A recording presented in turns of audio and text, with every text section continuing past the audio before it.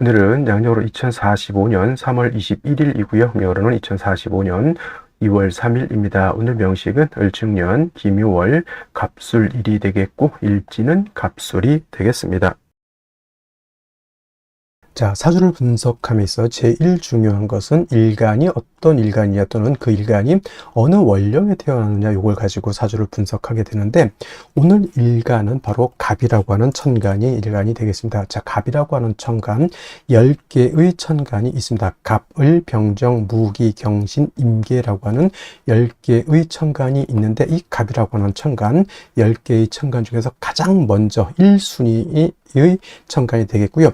오행으로 구분하게 되면 갑이라고 하는 것은 목의 기운을 가지고 있는 오행이 됩니다. 천간, 갑을, 병정, 무기, 경신, 임계 중에서 두 개씩 짝이 지어지죠. 갑을은 목이 되는 것이고 병정은 화가 되는 것이고 기는 토가 되는 것이고 경신은 금이 되는 것이고 임계는 수가 되는데 갑이라고 하는 것은 목의 기운을 목이라고 하는 오행을 가지고 태어난 일간이 되겠습니다. 이 목이라고 하는 건 눈으로 보게 되면 물상으로 보게 되면 나무라고 이렇게 보죠. 산에 가면은 여러 가지 풀도 있고 큰 나무도 있는데 갑목 같은 경우에는 나무라고 하는 물상으로 볼 수가 있겠고 또 기운으로 보게 되면 따뜻한 온기를 말합니다. 온기라고 하는 것은 집 안 온도가 적정한 온도가 돼야지 사람이 살 수가 있습니다. 그래서 이 목의 기운이라고 하는 것은 이불을 덮고 있을 때 또는 추울 때 목화 솜 같은 거 이렇게 덮고 있으면 따뜻하죠. 그러한 온기를 말하는 것이고 예를 들면 이제 화의 기운은 너무 뜨거운 열기를 말하는 것이고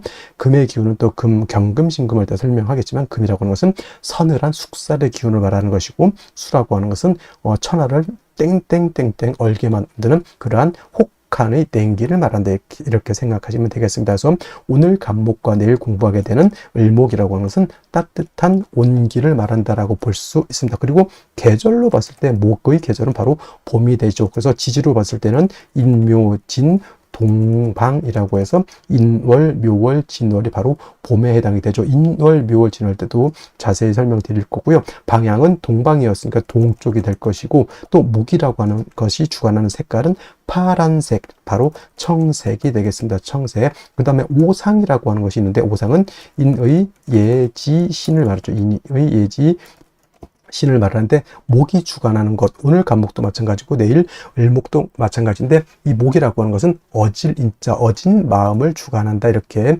보시면 되겠습니다. 그래서 인을 주관하죠. 그래서 갑목 일간이라든가 을목 일간들은 바로 좀 측은지심, 남을 좀 이롭게 하고 남을 갖다가 이렇게 보듬어 주려고 하는 그러한 마음을 가지고 있는 것이 바로 목의 일간이 가지고 있는 특성이 된다. 하지만 사람이 항상 인자한 것도 좋지 못하죠. 왜냐하면 사람이 너무 인자하기만 하게 되면은 오히려 사람의 신뢰라든가 신의가 많이 떨어지게 됩니다. 왜냐하면 목이라고 하는 것이 토를 극하게 되면 토일 때 설명하겠지만 토라고 하는 것은 믿음이죠. 사람이 너무 인자해. 이 사람한테 다 인자하고 저 사람도 다 인자하고 모든 사람들 다 포용해. 좋은 사람도 포용하고 나쁜 사람도 포용한다는 얘기죠. 그러면은 예를 들면은 나쁜 사람은 응당히 어떤 죄를 주거나 이래야 되는데 열심히 일한 사람하고 열심히 일하지 않고 이상한 나쁜 짓을 한 사람하고 똑같이 대한다라고 하면은 사람들 사이 어떤 그 사람에 대한 사람은 좋은 사람이 있겠지만은 그 사람에 대한 어떤 신망 같은 것은 많이 떨어진다라고 이렇게 볼 수 있는 것이죠. 그래서 목 일간인 사람들이 인자하고 측은지심을 갖는 것 좋지만은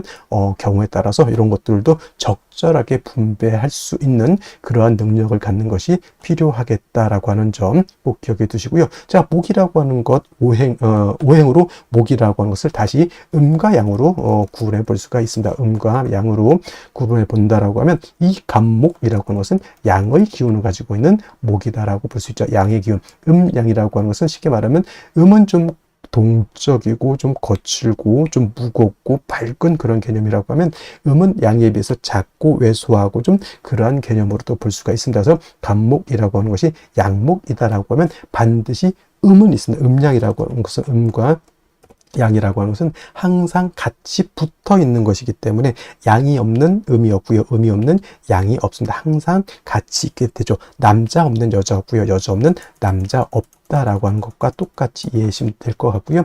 자, 간목이 양목이라고 하면 내일 공부하게 될 을목이라고 하는 것이 바로 음목이 되겠습니다. 음의 기운을 가지고 있는 목이 되죠. 뭐 어떤 차이가 있을까요? 자, 양목은 큰 나무입니다. 큰 전나무라든가 참나무라든가 이러한 그런 큰 나무를 말하는 것이고, 이러한 큰 나무, 그래서 우리가 표현할 땐 대림목이라고 해요. 산에 가게 되면 작은 풀도 있고 야생화 같은 것도 있지만 오동나무라든가 전나무, 참나무 같은 이러한 큰 나무가 있죠. 이런 나무들이 바로 이 간목의 성향을 가지고 있는 나무이고, 이러한 간목은 큰 나무, 즉 다 자란 성목이라고 하는 것은 나무가 다 자란 그런 나무를 말하죠. 그래서 간목의 특성은 단단하고 곱고 향천성이라고 하는 것이 있어 크게 자라는 나무이기 때문에 간목은 성목이 되면 뭘로 쓴다? 제목으로서, 동량시 목으로서의 용도가 있는 것이고, 간목의 쓰임이라고 하는 것은 바로 이 큰 나무를 베어다가 제목으로서 큰 배를 만들다거나 또는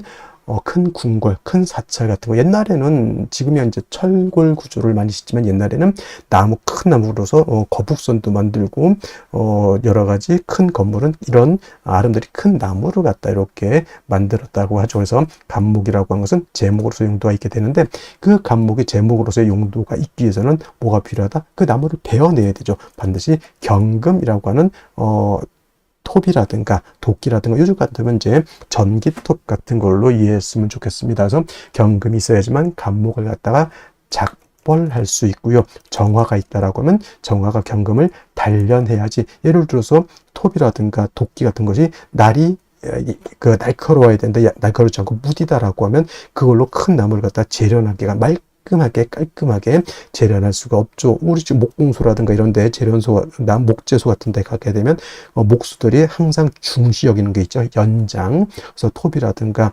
대패라든가 큰 도끼 같은 거, 요즘은 전기톱 같은 거, 날을 항상 깔끔하게 시퍼렇게 날카롭게 만들어 놓죠. 그게 바로 정화로서 경금을 단련해야지만 경금의 간목을 깔끔하게 이렇게 단련할 수 있다라고 하는 것이 핵심이 되겠습니다. 그래서 간목이라고 하는 것은 경금과 정화로서 용신을 취용하는 것이 일반적임에 반해서 을목이라고 하는 음목이라고 하는 것은 간목이 대림목이다라고 봤을 때 을목은 어떤 목? 양류목이라고 해서 능수, 버들 같은 것 또는 화초 같은 개념으로 볼 수 있죠. 꽃을 피우는 화초입니다. 그래서 을목 같은 것을 배우다가 우리가 집을 짓거나 궁궐을 짓는 석가래라든가 대들보 같은 걸로 쓸 수가 없죠. 즉 을목은 동량지목으로 쓸 수가 없다라고 하는 것이고, 을목은 항상 꽃을 피우는 용도가 있다 이렇게 보는 거죠. 명령어로 목화통명에 이롭다라고 이렇게 표현하는데, 을목이라고 하는 것이 병화라든가 또는 정화 같은 것을 보게 되면 바로 이 목화통명이 돼서 을목이 아름다운 꽃을 피운다라고 이렇게 볼 수가 있는 것이고, 화만 있고 물이 없는 을목, 화초는 말라 죽을 수밖에 없죠. 그래서 을목이라고 하는 것은 병화, 양화인 병화와 음수인 개수로서 배합을 하는 것이 기본적인 용신 배원법이다. 물론 병화 없을 때 정을 쓸 수 있고요. 을목이 개수 없을 때는 임수 쓸 수 있겠지만은 병화 개수가 가장 좋은 을목의 용신인 것이고, 간목은 말씀드렸던 것처럼 경금과 정화를 취용하는 것이 가장 이상적인 용신 취용법이다. 이것을 기본적으로 일간 간목의 특성을 안 연후에 월령과 대비해서 사주를 어떻게 배합하는 것이냐, 이거를 보면은 되겠습니다. 자, 다음으로 월령에 대해서 알아보도록 하겠습니다. 월령이라고도 하고 월지라고도 하고 월원이라고도 하고 어떤 분은 제강이라고 하는 표현도 쓰는데 어차피 다 같은 말입니다. 월령, 월지, 월원이라고 하는 것은 월주의 지지를 말하는 것이고, 사주 8글자 중에서 일간과 그 다음에 월령을 중시하는 이유는 월령에는 계절의 개념을 가지고 있다. 춘하, 추동의 개념을 가지고 있다라고 하는 것입니다. 자, 연주의 연지가 있고요. 월주의 월지가 있고, 일주의 일지, 시주의 시지가 이렇게 있게 되는데, 그 중에서도 유독 월주만이 계절의 개념을 가지고 있고 왕쇠와 한열의 개념을 가지고 있다. 이 사주 중에서 좋은 사주, 나쁜 사주, 좋은 사주는 어떤 것입니까? 물어봤을 때 중화된 사주, 중화사주가 좋다. 좋다라고 우리가 말씀을 드리는데, 중화된 사주는 뭐가 중화가 되어야 되느냐? 바로 이 왕세와 한열이 중화가 되어야 된다. 왕세라고 하는 것은 어느 오행이 왕하냐 약하냐를 놓고 보는 것이고, 한열이라고 하는 것은 이 사주가 추우냐 더우냐를 놓고 보는 것인데, 왕세라고 하는 것과 한열이라고 하는 것 모두 중화를 이루어야지만 좋은 사주가 될 수 있다, 이렇게 보게 됩니다. 자, 오늘 월령이라고 하는 것 묘월이 되겠습니다. 묘월. 자, 묘월이라고 하는 것 일단 절기 보게 되면 경칩과 춘분으로 이렇게 구분이 되어 있고, 춘분도 나름대로 의미는 있지만 중요한 것은 경칩이 되어야지만 인월에서 지금 묘월로 전환이 된다라고 하는 점. 그 다음에 인월과 묘월과 진월은 동방을 나타냅니다. 방향은 동쪽이면서 목이 왕한 모광절이 되는 것이고, 계절로는 봄이 된다. 그래서 인월은 초춘이라고 말씀을 드렸고요. 지금 묘월은 중춘이라고 표현을 하고, 그 다음에 진월은 모춘 또는 개춘이라고 해서 늦봄을 말하게 된다. 색깔은 뭐 청색이다. 이거는 기본적으로 이제 알아두셨으면 좋을 것 같고요. 자, 그리고 이 묘월이 목왕절이다라고 말씀을 드렸는데, 인월 같은 경우는 제가 말씀드렸던 것 목의 임관지가 되는 것이고, 묘월은 목의 제왕지가 이렇게 됩니다. 그래서 실질적으로 인월과 묘월은 목이 가장 12달 중에서 가장 왕성한 시절이 되는 것이고, 제가 인월에는 목이 왕하지만은 전계절 겨울에 한기가 남아 라고 말씀을 드렸지만, 묘월 같은 경우에는 한기가 이미 다 가셨다라고 봅니다. 그래서 인월은 조후의 필요성이 있지만은 묘월에는 조후의 필요성이 있다 없다, 조후의 필요성이 없겠다라고 하는 점, 순수하게 목이 왕한 계절 이렇게 보시면 되겠고, 그 다음에 이 포태법으로 놓고 봤을 때 묘월이 목의 제왕지가 된다라고 하는 것, 즉 목이 왕하다라고 하는 것은, 목이라고 하는 것은 화를 생하는 역할을 하죠. 그 다음에 목이라고 하는 것은 토를 극하는 역할을 합니다. 그래서 목이 왕하다라고 하는 것은 단순히 목만 왕한 것이 아니라 목이 생하는 화도 같이 왕해진다라고 보시면 되겠고, 그 다음에 목이 왕해지면 왕해질수록 목은 토를 극하게 되기 때문에 토는 약합니다. 인월 또는 묘월에. 반대로 또 인월 묘월은 금은 절지태지가 되니까 금도 약하게 되고요. 그 다음에 수는 인묘진의 수는 여기가 병사 묘지가 되기 때문에 토금수는 매우 세력을 크게 잃고 있다 정도, 원령만 놓고도 요 정도는 알고 있어줘야 된다라고 하는 점. 그 다음에 또 한 가지, 지장간을 우리가 알아야 되죠. 묘월이라기보다는 이제 묘라고 하는 것 안에는 지장간이 이렇게 들어가 있는데, 지장간이 어떤 게 들어가 있을까요? 간목이라고 하는 것이 초기, 그다음에 봉기는 을목이 됩니다. 그래서 묘라고 하는 것은 지장간이 2개가 들어가 있죠. 참고로 인 안에는 무토라고 하는 것, 병화라고 하는 것, 간목이라고 하는 것이 들어가 있다고 했습니다. 그래서 인월에는 무토는 쓴다 안 쓴다, 무토는 취용하지 않는다라고 말씀을 드렸고, 인중에 있는 지장간은 병화, 간목을 쓸 수 있다 정도. 그 다음에 묘 안에는 간목, 을목이 있지만 묘는 쓸 수 있는 것은 을목을 씁니다. 을목을 쓰는 것이고, 간목은 있어도 쓰지 않는다. 선생님, 쓴다 안 쓴다, 이게 뭔 뜻일까요? 라고 하면, 격을 취용할 때나 또는 격을 취용할 때, 용신을 취용할 때 이것은 취용하지 않는다는 얘기. 을목만 격을 취용할 때 또는 용신을 취용할 때, 인도 마찬가지입니다. 격국이나 용신을 취용할 때 무토는 쓰지 않고 병화, 간목만 취용한다 정도, 이렇게 알아두시면 되겠고, 일단 중요한 것은 묘월은 목이 가장 왕성한, 12달 중에서도 가장 왕성한 시절이다라고 하는 것을 여러분들 꼭 머릿속에 염두에 두시기 바랍니다. 자, 그러면 묘월의 간목 일간이 태어나게 되면 사주를 어떻게 배합하는 것인지 알아보도록 하겠습니다. 자, 먼저 간목이라고 하는 것 다시 한번 보게 되면, 간목이라고 하는 것은 일단은 나무잖아요. 나무.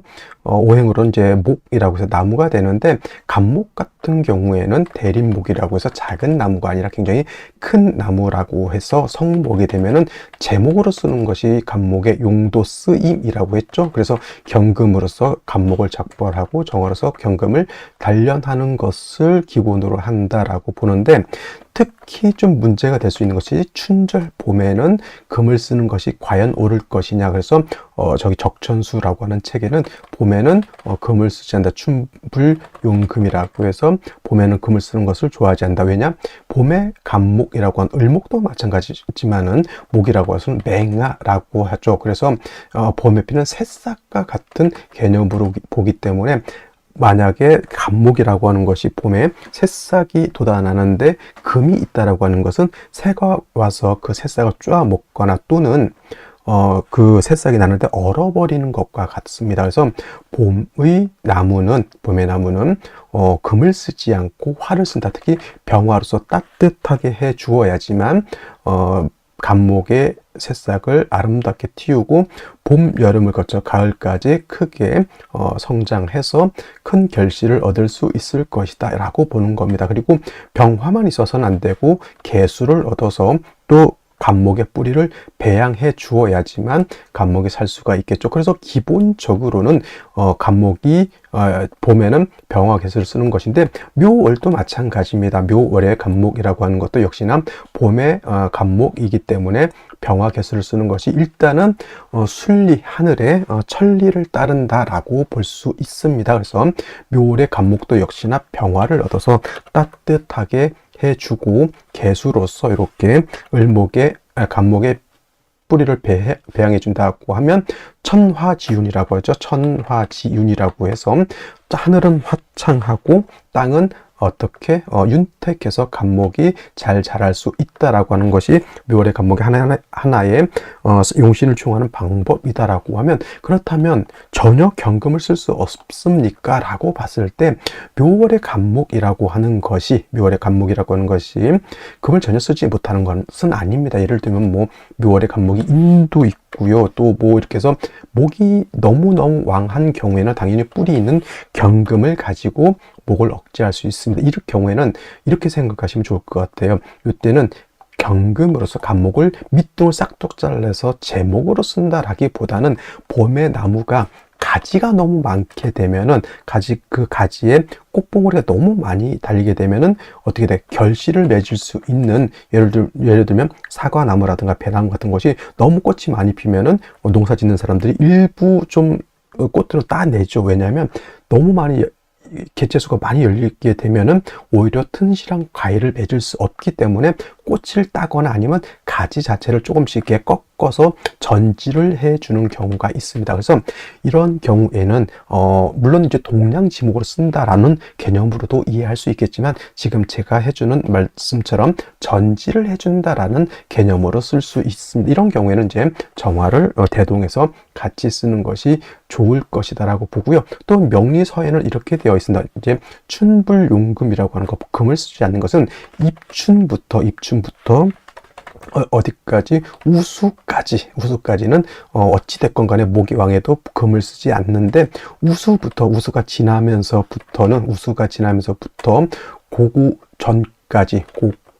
전까지는 금을 쓸 수 있다. 이렇게 설명을 하고 있는 책도 있습니다. 그래서 이건 이제 상황에 따라서 목이 너무 왕왕한 경우에는 물론 병화 개수를 써도 나쁘지 않지만은, 또 상황에 따라서 금이 있을 때는 금을 시용할 수 있다. 단 중요한 것은 뭐다? 병화 개수를 쓰는 것이 원칙이고 경금정을 쓰는 것은 봄에는 차선이다. 최선이 아닌 차선이다라고 하는 것. 정리하면 최선은 병화 개수, 차선은 경금 정화를 쓰는 것이다. 선생님, 병화 개수만 쓸 수 있는데 정화는 쓸 수 없고 임수를 쓸 수 없으니까 당연히 임수하고 정화도 있을 수 있지만 병화 개수를 쓰는 것에 비하면 공력은 조금 떨어질 수 있다 정도 생각하시면 되겠습니다. 자, 다시 오늘의 명식을 살펴보도록 하겠습니다. 제일 중요한 일간, 간목일간이 되겠고요. 간목일간이 태어난 월령은 묘월이 되겠습니다. 사주를 분석할 때 있어서 가장 중요한 것, 일간이 어떤 일간이냐를 보시고요. 다음으로 그 일간이 어느 월령에 태어났느냐를 반드시 살펴보시기 바란다. 그리고 세 번째로 중요한 개념, 격국과 용신이라고 하는 개념이 있습니다. 자, 격국이라고 하는 것은 사주의 구성, 사주의 틀을 보는 것인데, 사주 8글자가 어떻게 구성이 되어 있어서 서로 상호 간의 견제와 균형을 어떻게 이루고 있느냐를 보는 것이 격국 국과 국을 본다라고 하면 용신이라고 하는 개념은 이 사주를 중화시킬 수 있는 가장 핵심적인 요소를 용신이라고 합니다. 자, 중화라고 말씀을 드렸는데 어떤 사주가 좋은 사주이고 어떤 사주가 좋지 못한 사주이냐라고 봤을 때 중화가 잘 된 사주가 바로 좋은 사주가 되는 것이고요.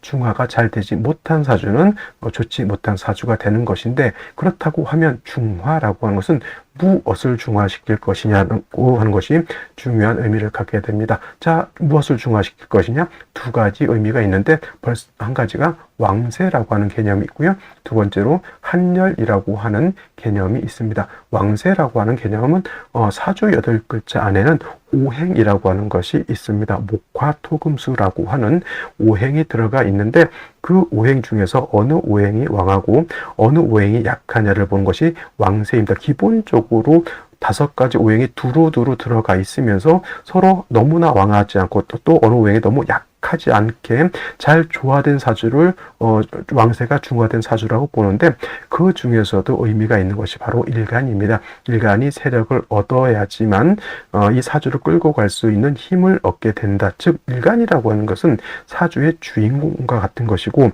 한 나라의 대통령 또는 임금과 같은 개념인데, 우두머리 수장이 어느 정도 힘도 있고 카리스마도 있어야지만 그 단체 국가를 끌고 갈 수 있는 능력이 있는 것인데, 일간 자체가 너무 약하게 되면 그럴 수 없게 된다라고 하는 점, 그래서 일간의 왕세가 그만큼 중요한 의미를 갖는다라고 볼 수가 있겠고요. 그 다음에 한열이라고 하는 개념은 이 사주라고 하는 것도 이 안에는 시간의 개념과 공간의 개념이 있고요. 사람이라든가 동물 또는 식물이 사는 것과 같이 사주라고 하는 것도 너무 뜨거워도 안 되고 너무 차가워도 안 되고 너무 건조해도 안 되고 너무 습해도 안 된다라고 하는 겁니다. 한난 조습이라고 해서 사주라고 하는 것도 이 한난 조습이 잘 이루어져서 중화가 잘 되어야지만 좋은 사주가 된다. 해서 중화라고 하는 것은 두 가지의 큰 의미, 왕세라고 하는 것과 한열이라고 하는 것의 중화, 굉장히 중요한 의미가 있고요. 참고로 왕세에서 나오는 용신이 바로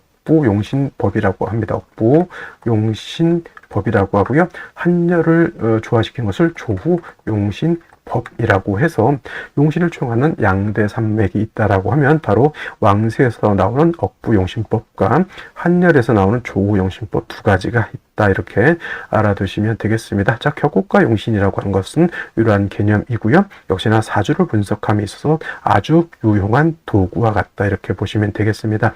또 격국과 용신이라고 하는 것도 역시나 일간과 원령이라고 하는 토대 위에서 살펴볼 수가 있는데, 일간 간목이라고 하는 것은 양목이 될 것이고요. 월지는 묘목은 음목이 되겠습니다. 양목이 음목을 받습니다. 양대 음의 관계가 성립이 되면 이거는 겁재가 되는데, 그러면 묘월의 간목이 태어나게 되면 겁재격이 되는 것이냐? 참고로 겁재격이라든가 비경격이라고 하는 격은 없습니다만 일간이 이렇게 양간이 되겠고, 그 양간의 오행에 해당이 되는 것이 월지가 예를 들어서 제왕지가 되게 되면은 이건 공식적으로 양인격이라고 하는 격이 있습니다. 예를 들면 이런 것이죠. 병화라든가 무토는 화토가 동궁하는데 오화를 보게 되면은 화토 동궁하는데 이 화토의 오화는 뭐예요? 제왕지가 되는 것이죠.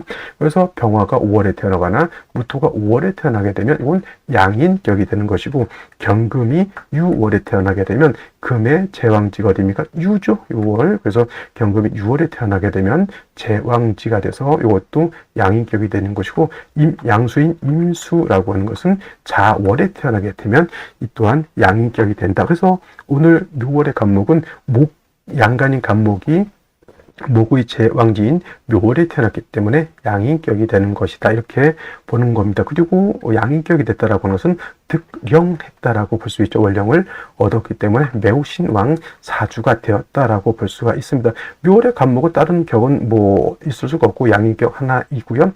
매우 신왕하다. 기본적으로 간목이라고 하는 것이 왕하게 되면 경금으로서 작벌하고, 또 경금으로 작동할 때는 정화로서 경금을 단련한다. 기본적으로 이렇게 표현을 하죠. 물론 묘월의 간목도 왕하니까 경금을 취용해서 간목을 작벌해서 동양의 제목으로 만드는 것도 필요로 하지만 왕신이라고 하는 것은 왕자의 억이라고 하는 개념이 있고요. 왕자의 설이라고 하는 개념이 있습니다. 왕자의 억이라고 하는 것은 역시나 일간이 왕하게 되면은 관사를 치용해서 왕한 일간을 갖다가 통제 억제한다라고 하는 것이 왕자의 억이 되는 것이고, 왕자의 설은 왕신을 관사를 치용하지 않고 식상을 치용해서 왕한 기운을 설기 순세하는 개념으로 쓰게 됩니다. 그래서 묘월의 간목도 마찬가지로 왕자의 억을 따라서 경금을 쓸 것이냐, 아니면 왕자의 설을 따라서 식상을 쓸 것이냐의 차이가 있는데, 이거는 뭐 정답이라기보다는 사주가 어떻게 구성이 되느냐에 따라서 달라질 수는 있지만, 일단은 춘불용금이라고 하는 말이 있습니다. 봄에 나무는 금을 쓰지 않는다라고 하는 뜻. 이거는 인월과 마찬가지로 묘월의 간목도 작은 새싹과 같다, 눈목과 같다, 또는 맹아와 같기 때문에 자라나는 새싹을 금으로써 자르면 안 된다고 해서, 기본적으로 인월과 마찬가지로 묘월도 금을 보기보다는 화를 얻는 것이 좋을 것이다. 그래서 간목이 묘월에 태어났는데 병화를 보거나, 간목이 묘월에 태어났는데 정화를 보게 되면 목화통명이라고 해서 간목도 생목인 경우에는 화를 봐서 아름다운 꽃을 피우는 용도가 없지 않아 있다라고 보는 것이고, 만약에 이렇게 목이 왕한데 뭐 병화 이런 것보다는 금이 있다라고 하면 왕자의 억에 따라서 경금을 치용할 수도 있습니다만은, 춘절의 목은 금으로서 억제하기보다는 식상으로서 왕자의 설로 하여 왕한 목의 기운을 발산해서 간목의 기운을 발산시키는 것이 좋을 것이다, 이렇게 됩니다. 그리고 인월에는 인월에 간목이 태어나게 되면 정화보다는 병화를 얻는 것이 목화통명에 이롭다라고 하고요. 묘월의 간목은 병화보다는 정화를 얻는 것이 목화통명에 이롭다, 이렇게 보게 됩니다. 왜냐하면 인월은 초춘이기 때문에 한기가 있기 때문에 조후의 의미로서 병화를 얻는 것이 좋다라고 하지만, 묘월의 경우에는 묘월은 일단은 한기가 있어서 춥다라고 보진 않습니다. 그야말로 묘월의 간목이 정화를 받다라고 하는 것은 그야말로 꽃을 피웠다라고 이렇게 볼 수가 있는 것이죠. 그래서 묘월은 병화보다는 정화를 얻는 것이 좋은데, 그렇다고 해서 굳이 정화만 고집할 필요는 없고요.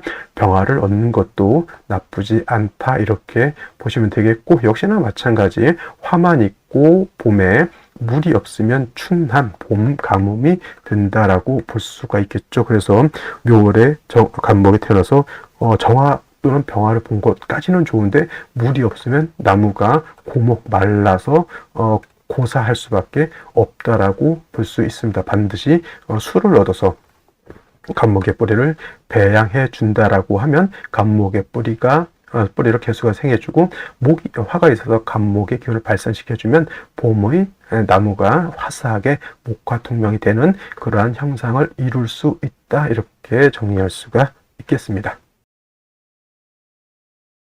자, 먼저 연간 보도록 하겠습니다. 을목이 천간에 투출되어 있죠. 월지는 묘중의 본기 을목이 천간에 투출되어 있는 것이고, 일간이 간목이기 때문에 그냥 묘가 아니라 얘는 뭐가 된다고 했죠? 양인이 된다고 했습니다. 이 묘가 양인이 된다라고 하는 것은 묘중에 있는 을목이 양인이 되는 것이다. 그냥 묘 자체가 양인이 아니라. 그래서 묘월에 을목이 투출하게 되면 이거는 겁재가 투출했다가 아니라 양인이 투출되어 있어서 양인이 극왕해졌다, 이렇게 보는 겁니다. 그래서 묘월의 간목이 양인격이 을목 투출하게 되면 겁재가 아니라 양인이 투출돼서 목이 극성해졌다, 이렇게 보는 겁니다. 그래서 경우에 따라서는 경금으로서 왕목을 갖다가 억제시켜주고 양인 가살해주는 그런 틀도 필요하고, 만약에 경금이 없다라고 하면 식상인 화를 치용해서 왕목의 기운을 바깥으로 발산시켜주는 것도 하나의 방법이겠다. 그건 이제 사주가 어떻게 구성되어 있느냐에 따라서 살펴볼 것인데, 일지 보게 되면 술토라고 하는 것이 있습니다. 갑술일주죠. 묘술합도 됩니다. 그래서 묘술합해서 사주가 조금 뭐라 그럴까, 건조해질 수 있다. 지금까지 이렇게만 보면 수가 한 점도 없다라고 하는 단점이 있죠. 연지 축토를 얻었습니다. 축토라고 하는 것은 자 습토라고 하는 것과 건토라고 하는 것이죠. 습토와 건토가 있는데, 습토, 여기 있는 축토는 물기 개수를 품고 있는 토이기 때문에 얘는 습토가 되는 것이고, 술토는 화를 갖고 있으면서 물기를 가지고 있지 않죠. 술토는 건토가 됩니다. 그래서 묘월의 간목이 축토를 얻었다 하더라도 축중에 있는 개수만 가지고는 이 사주가 충분하게 수기를 얻었다, 물을 얻었다라고 보기가 좀 어렵죠. 저는 일간이 묘월에 태어나서 신왕한데 굳이 인성인 수가 있어서 간목을 생할 필요가 있겠습니까? 라고 물어본다고 하면, 지금 밖에 나가시면은 이제 나무가 잎사귀도 튀고 좀 빠르면 꽃도 이렇게 피고 나무 줄기가 파랗게 물이 들어오는데, 만약에 지금 같은 경우 비가 오지 않고 그래서 바싹바싹 말라 있다라고 하면 그 큰 나무가 말라버리고요. 그 큰 나무에서 새롭게 움트는 새싹 맹아라고 한다 그랬죠. 맹아 같은 것이 말라서 눈목이라고 한다 그랬죠. 눈목. 그래서 이런 것들이 말라서 결국은 나무가 죽게 되어 있습니다. 그래서 나무가 크든 나무가 작든 간에 물이 필요할 때는 있어줘야 된다. 나무가 크다고 해서 물을 먹지 않는 건 아니죠. 작은 나무는 작은 만큼의 물을 빨아들이는 것이고, 큰 소나무, 큰 전나무, 큰 참나무는 그 큰 만큼 물을 빨아들여야지만 생존할 수 있다. 그렇죠? 사람도 마찬가지입니다. 등치가 자꾸 왜소하고 몸무게가 30kg 밖에 안 나가죠. 그럼 밥을 먹을 때, 반찬을 먹을 때, 고기를 먹을 때 그 체중에 맞게 먹는 것이고, 100kg짜리 너는 등치가 크고 살이 쪄 있으니까 너는 그만 먹어도 돼. 오히려 그런 사람들이 밥을 굶으면 금방 쓰러집니다. 차라리 좀 이렇게 얍실하고 이런 사람들 조금씩 소식하면 오래오래 이렇게 버틸 수 있지만, 등치 크고 이렇게 활동력이 많은 사람들은 그만큼 많은 밥을 먹어야 되는 거다. 그래서 묘월의 간목이 왕하니까 인성은 필요 없다 이거 아니라 그만큼 필요한 만큼의 수는 있어줘야 되는데, 결론은 보다 축중에 있는 개수만 가지고는 좀 부족한 감이 있다, 이렇게 말씀을 드렸던 거고요. 월간에 축술에 불릴던 라고 하는 것이 투출됐죠. 이것이 각기 합의돼서 좀 안 좋았던 것을 을목인의 기토니까 제거시켰습니다. 그래서 기토는 크게 문제될 바는 아니지만은 일단 화도 없다라고 하는 점, 그 다음에 수도 없다라고 하는 점, 물론 금으로서 예를 들어서 간목을 벽갑 인정한다, 왕목을 억제한다라고 하는 차원으로도 접근해 볼 수 있겠지만은, 그렇지 않은 경우, 이제 식상을 쓰는 경우에는 반드시 수를 같이 얻어서 식상을 같이 써야 된다. 만약에 수가 부족한데 화만 있다라고 하면 사주가 너무 건조해지고 나무가 말라버릴 수 있기 때문에 그런 것이다 라고 말씀을 드릴 수 있겠습니다. 자, 그러면 생시 보도록 하겠습니다. 자, 제일 먼저 갑자시 보도록 하겠습니다. 갑자시가 되게 되면은 다른 건 모르겠지만 일단 자수를 얻었기 때문에 묘월이기 때문에 그렇게 큰 물은 필요 없습니다. 간목의 뿌리를 배양할 수 있을 정도의 수만 있으면 되는 거. 어차피 3주, 4주를 이렇게 봤을 때 경금이 없기 때문에 뭐다 간목을 작벌해서 이렇게 할 양이 가살할 국세는 아닌데, 수는 얻었는데 뭐가 부족합니까? 이거는 화가 부족한 그런 구조가 되기 때문에 목화운으로 가는 것이 좋을 것이라는 생각이 들게 되겠고요. 그 다음에 예를 들면은 병인시 같은 경우에는 이거는 아까 말씀드렸던 것처럼 인의 뿌리를 둔 물론 간목이 묘인에 다 뿌리를 둘 수 있죠. 병화도 투출되어 있습니다. 그래서 이 사주는 반드시 수가 좀 세력을 얻어야 되겠죠. 그래서 이런 경우에는 금수운으로 가는 것이 바람직한 사주 구조이다. 축축개수가 없잖아요. 있기 때문에 예를 들어서 남자로 태어났을 경우에는 요 무인대운이 수가 좀 부족한 그 현상이 있겠죠. 세운에 따라서 좀 더 가중될 수도 있겠고, 이것만 잘 넘긴다라고 하면 남자로 태어났을 때 병신은 제가 봤을 때 크게 나쁘지 않아 보이고요. 병신은 여명으로 태어났을 때도 경진대운은 진중개수가 있겠고, 그 다음에 사대운 때는 수기가 좀 부족하죠. 사축 회금이 되기 때문에 이모대운도 임수청활에 특출돼서 들어옵니다. 물론 축중 개수가 너무 약해서 문제가 될 수 있는데, 이 경우에 가장 여명으로 태어나서 앉을 때가 바로 이 개미대운일 겁니다. 왜냐하면 개미대운이 오게 되면 이렇게 축미충이 되게 되면 그나마 있었던 축중 개수마저 없어지게 되죠. 이때만 잘 넘길 수 있다고 하면 갑신 을류대운 나쁘지 않을 것이다, 이렇게 볼 수 있죠. 그래서 결국은 병인대운은 여명이 좀 이렇게 중간중간에 좀 이렇게 그 난관이 좀 있어 보이지만 뭐 그럭저럭 괜찮아 보이고요. 남자 같은 경우는 병인시는 나쁘지 않다라고 보입니다. 정묘 병인이 같아 보이겠지만은 정묘를 고를 바에는 병인은 씨를 선택하는 것이 좋을 것이고, 자, 무진시 같은 경우에는 일시지로 진술충이 되겠죠. 이것도 선택하기가 좀 어려운 생시, 기사시도 사주의 수가 부족한 단점이 있을 것이고요. 경오시 같은 경우 오술 합이 됩니다. 그래서 이거 뭐 불이 없는 것은 문제되지 않죠. 이런 경우 이제 경금을 쓰는 거죠. 경금으로서 간목을 작벌하고 화로서 경금을 단련한다. 그 틀은 나쁘지 않은 틀이다. 이렇게 볼 수 있죠. 단 금이 그렇게 왕한 것은 아닙니다. 술에 통곤되고 축에 통곤된다 하더라도 금이 그렇게 세력을 크게 얻은 건 아니죠. 이거는 금운 가는 것도 제가 봤을 땐 나빠 보이지 않고요. 그 다음에 마지막으로 이제 임신 개유시 같은 경우에는 수가 투출되어 있습니다. 이거는 수가 부족한 게 아니죠. 오히려 이거는 목화운으로 가는 것이 바람직하겠죠. 남자로 태어났을 때는 이거는 수가 왕하기 때문에 다시 금수운을 만나는 것은 좋게 볼 수가 없겠다. 을해시도 마찬가지. 을해시가 됐다. 그러면 수는 뭐 저 정도면 충분하기 때문에 목화운으로 가야 된다. 그래서 생시에 따라서 기둥이 좀 달라지게 되는데, 남자인 경우에는 이 병인시를 선택하는 것이 좋겠고, 여자 또 아까 설명드렸죠.